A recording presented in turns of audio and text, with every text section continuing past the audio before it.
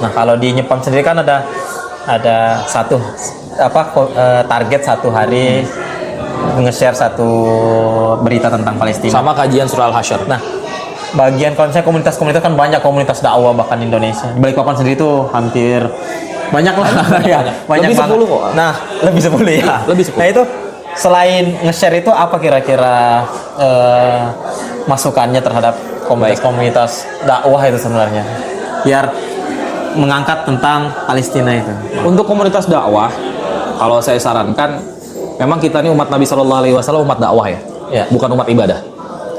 Kalau kita mau tanding ibadah sama umat-umat terdahulu, sama umat Nabi Nuh misalnya, yang usia nabinya itu 950 tahun lebih, nggak sanggup. Kita mau tanding sholat banyak-banyakan sama mereka, menang apa kalah? Kalah. Dia selamat jalan.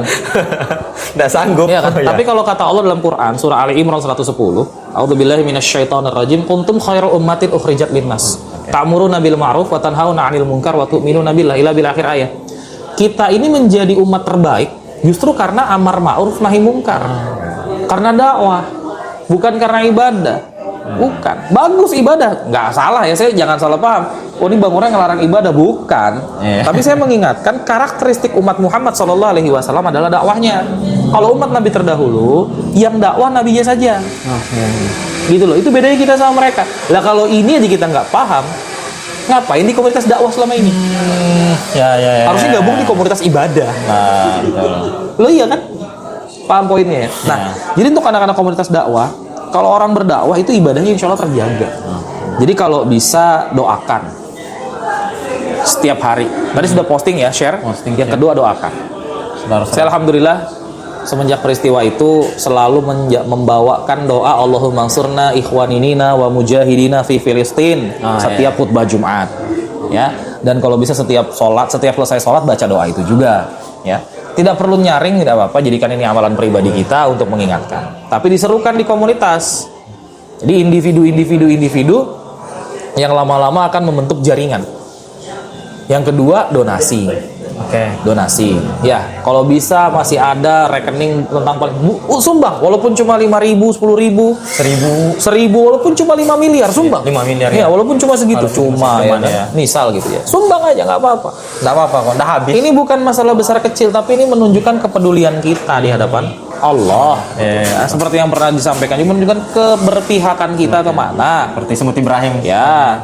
Yang ketiga itu Bang, kalau yang donasi itu kan untuk yang kaya. Iya. Nah, ya udah kalau yang kurang kaya atau belum kaya, apalagi zaman usia teman-teman ini kan rata-rata anak-anak komunitas ini rata-rata usia nabung.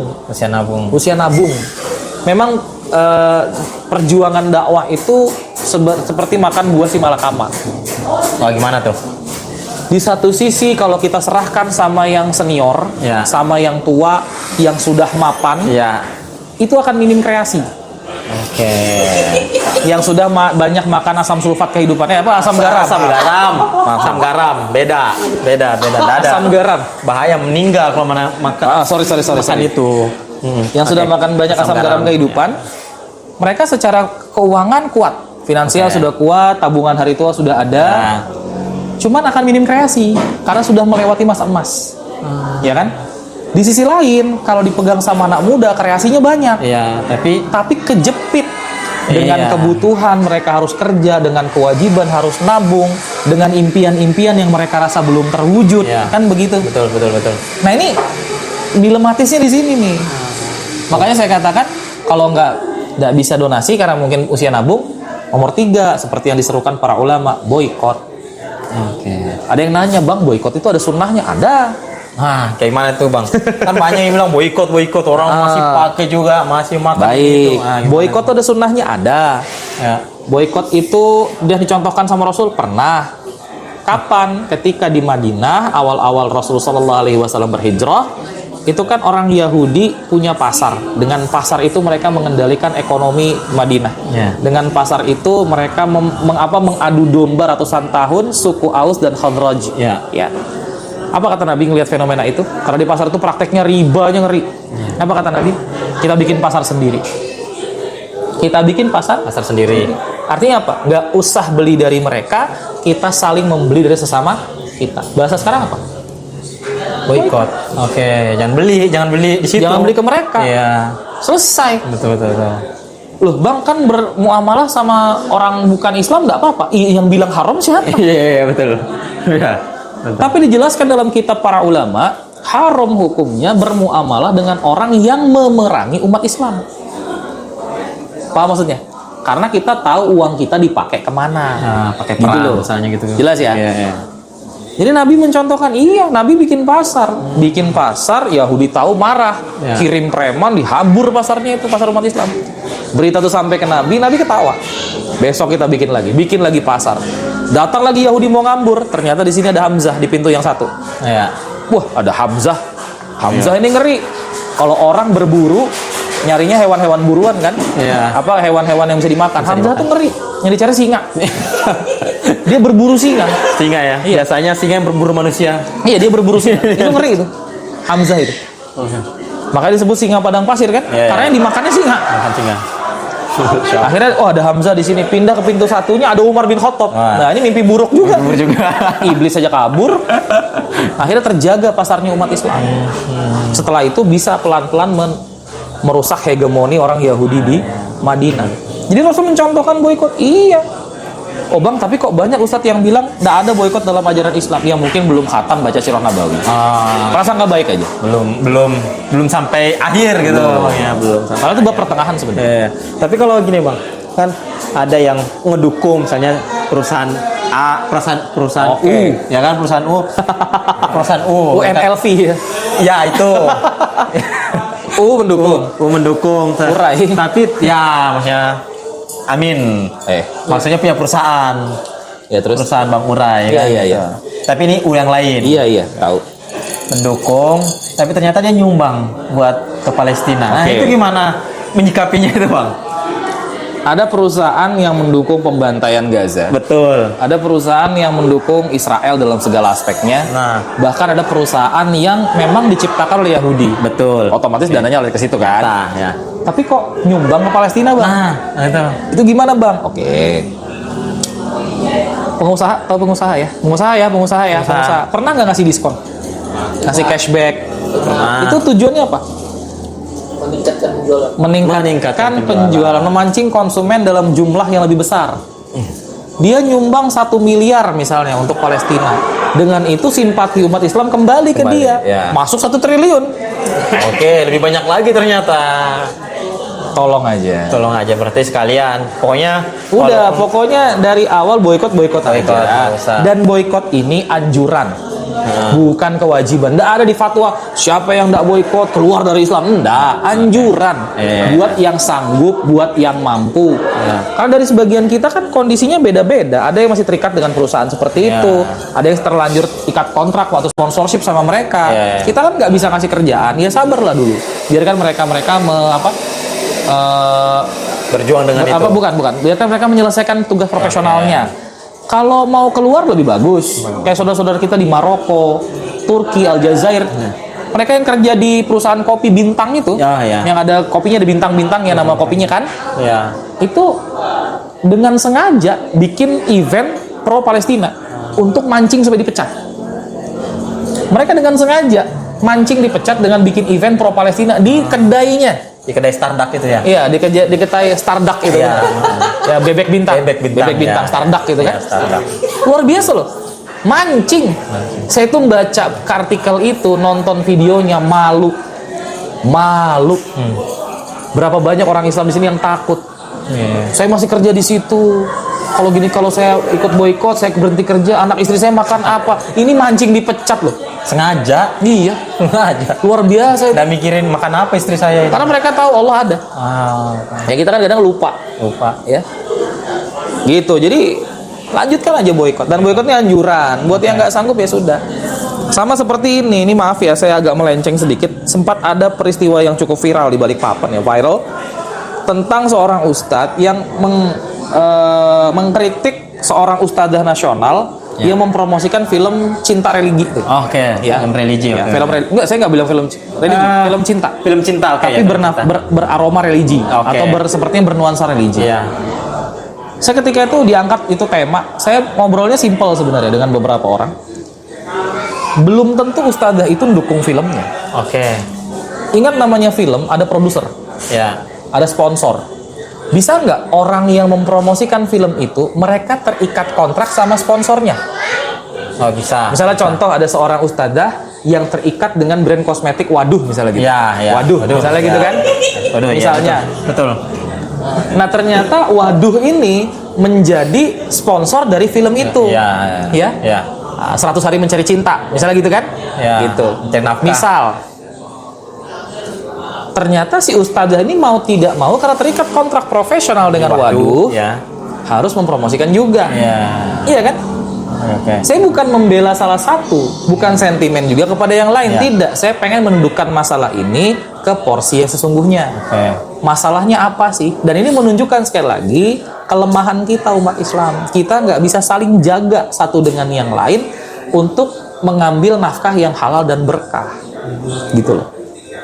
Kalau bisa, kalau emang, dan saya nggak pernah ngelihat film itu, saya nggak nganggap itu film dakwah sih, jujur aja. Saya nggak nganggap film religi, itu film cinta. Film cinta, ya betul sih. Nggak ada hikmah religi apa-apa yang saya tahu dari situ. Saya cuma baca sinopsisnya, itu film cinta, saya cuma bilang gitu. Selesai. Kalau yang dibahas, misalnya contoh ada beberapa tahun lalu, di tahun 2007 kalau nggak salah ingat, ada film Sang Murabbi. Kemudian beberapa tahun kemudian ada film Sang Pencerah.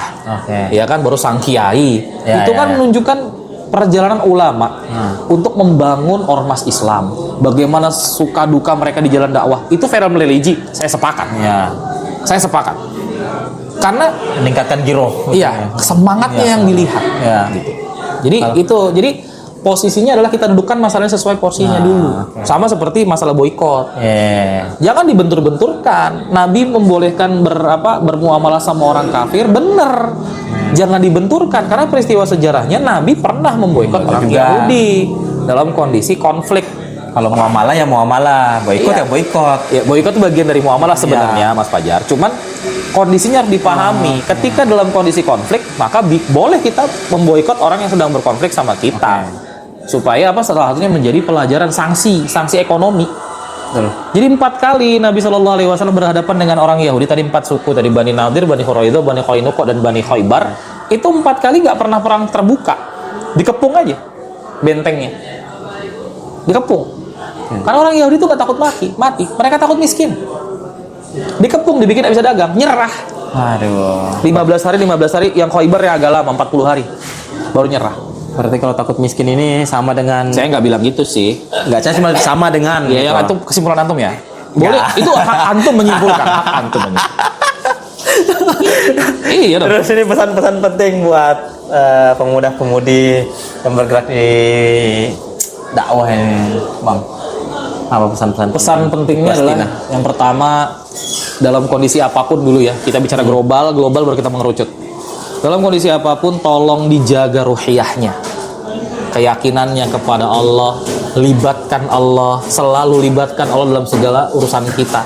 Saya tadi pagi itu bikin WA story, tulisan saya gini: orang-orang yang sok kuasa harus sesekali diingatkan siapa sebenarnya yang berkuasa. Itu langsung yang komen macam-macam. Oh memang bang, pejabat itu begini. Kalau saya bilang ke yang ngomong, itu cuma tadabbur dari kalimat la haula wala quwata illa billah. Kalimat itu kan kita menyatakan bahwa kita ini nggak punya daya, nggak punya upaya, kecuali terjadi atas izinnya Allah. Jadi jangan sampai kita merasa kita punya kuasa bahkan untuk diri kita. Cuman langsung dimaknainya politik, dimaknainya konflik. Apalagi zaman sekarang Iya. politik. Itulah saya bilang ini cuma tadabbur dari kalimat. Jadi yang pertama saya tegaskan, jaga ruhiyah kita, selalu libatkan Allah. Sering saya ingatkan terutama sama teman-teman Nyepam, tidak ada yang namanya pencapaian buat kita. Yang ada adalah titipan. Titipan, oke. Tapi kalau bikin resolusi boleh bang, boleh. Resolusi itu azab. Resolusi itu kan keinginan yang kuat untuk mencapai target. Iya kan, dalam waktu tertentu itu azam namanya, nggak ada masalah. Oke. Tapi ketika tercapai, ingat libatkan Allah. Libatkan Allah. Gitu. Ada hadis ketika Nabi Shallallahu Alaihi Wasallam peristiwa Hudaybiyah turun ayat Inna fatahna laka fatham mubina. Apa kata Nabi? Ayat ini lebih kusukai daripada dunia dan seisinya. Coba cuma janji kemenangan akan datang, kata Nabi apa? Aku lebih suka ayat ini daripada dunia dan seisinya. Jadi meyakini janji Allah adalah janji yang benar, meyakini janji Allah adalah janji yang pasti, itu lebih mahal harganya daripada dunia dan seisinya. Maka jaga ruhiyah kita, selalu libatkan Allah. Kalau misalnya kita bisa melakukan sesuatu berhasil, jangan bilang kalau bukan karena saya, jangan. Kan karena saya ini. Iya. Ini kan karena saya, Iya. bukan. Alhamdulillah Allah bantu kita. Iya kan? Dapat jodoh yang solihah, Mas Fajar. Iya, Alhamdulillah Allah pasangkan saya sama perempuan yang baik. Kan begitu. Iya. Kalau saya bukan. Kalau istri saya itu Google. Karena semua yang saya cari ada di dia. Masya Allah.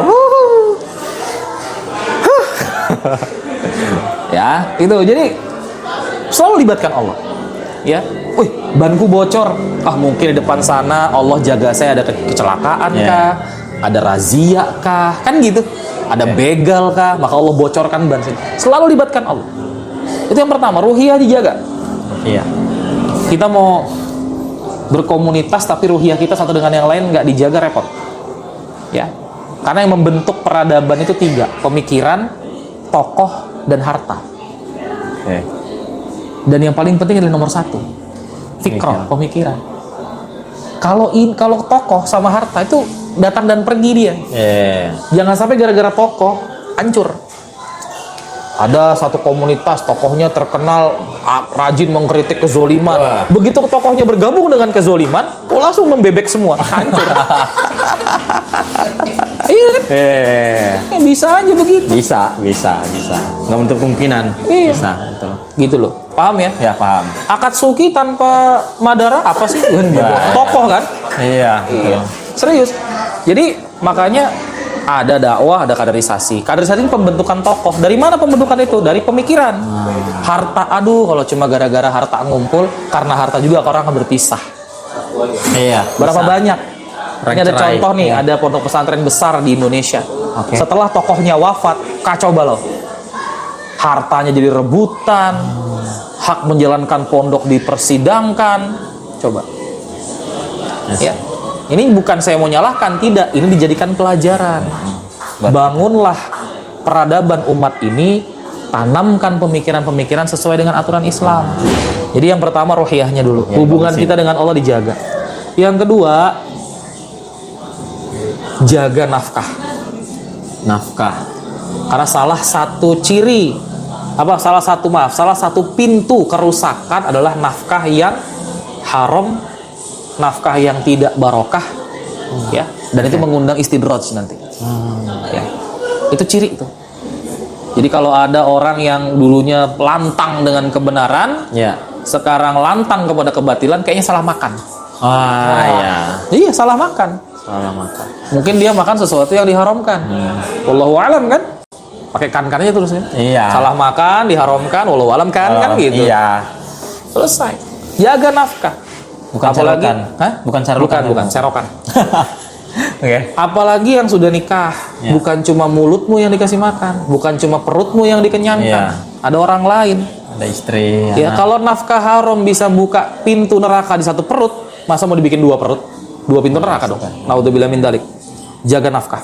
Oke. Yang pertama jaga ruhiyah kita, keterlibatan kita sama Allah. Yang kedua jaga nafkah. Yang ketiga jaga ukhuwah. Ya, jaga ukhuwah.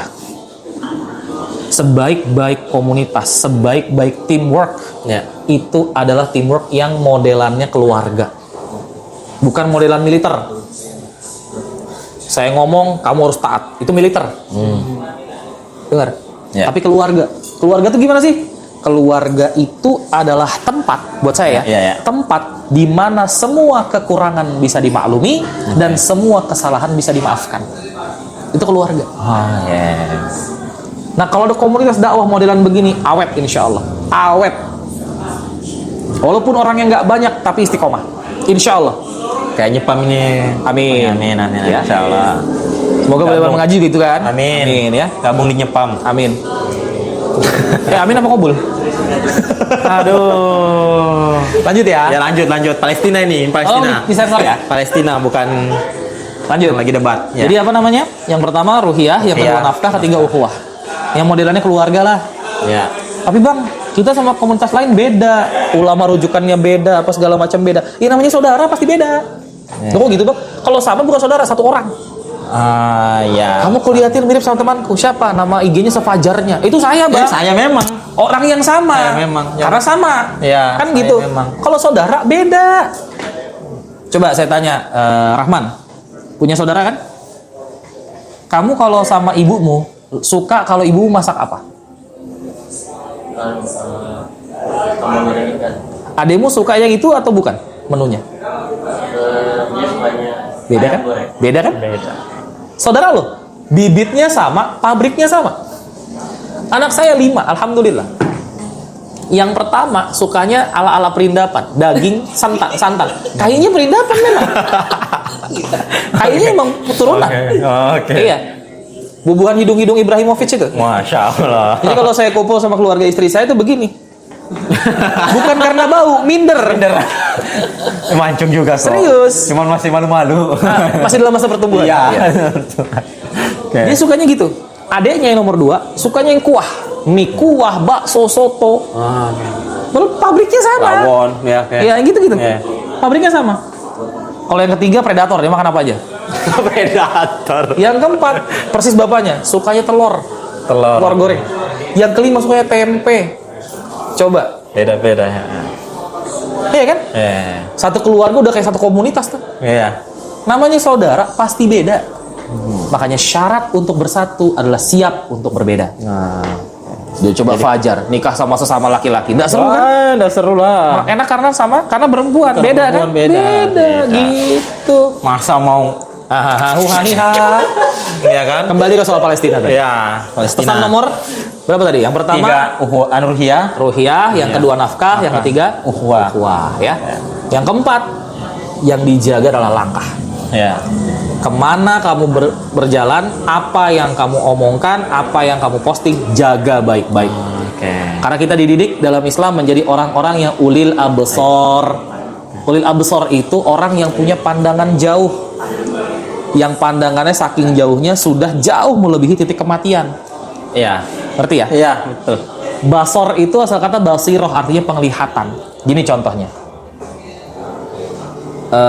Bukan ayun ya, bukan mata. Bukan. Basiroh, penglihatan. Makanya di Quran surah An-Nur kita laki-laki disuruh gaudul basor, jaga pandangan, bukan jaga mata. Beda loh. Contoh begini. Ada seorang laki-laki ngelihat cewek cantik, misalnya Bang Uray aja, Bang Uray. Iya. Lihat cewek putih, langsing, tinggi, pakai baju tank top, celana pendek. Dilihatin gini aja. Terus sudah ngobrol lagi sama kalian, nggak ada kepikiran sama sekali. Iya. Dengan yang kedua, orang yang sama, yang lihat sama seperti tadi, langsung begini, astagfirullahaladzim. Tapi mikir, wih mulusnya. Iya kan? Wih bibirnya merekah, matanya belok. Misalnya gitu. Saya tanya, yang tidak gaudul basor yang mana? Yang kedua. Yang kedua ya. Padahal dia berpaling. Istighfar. Iya, istighfar. Paham? Ya, tapi pikirannya wah. Paham maksudnya? Paham. Itu basor. Gitu. Bukan yang Atau contoh kedua. Saya contoh lain. kita pakai gaya-gaya mentalis Oke. ya. Salih. Hasrul, Wah, oke. pejamkan mata Anda. Pejamkan mata Anda. Anda lagi ada di lantai 2 meracik kopi, betul? Betul. Bisa Anda lihat rumah Anda? Bisa.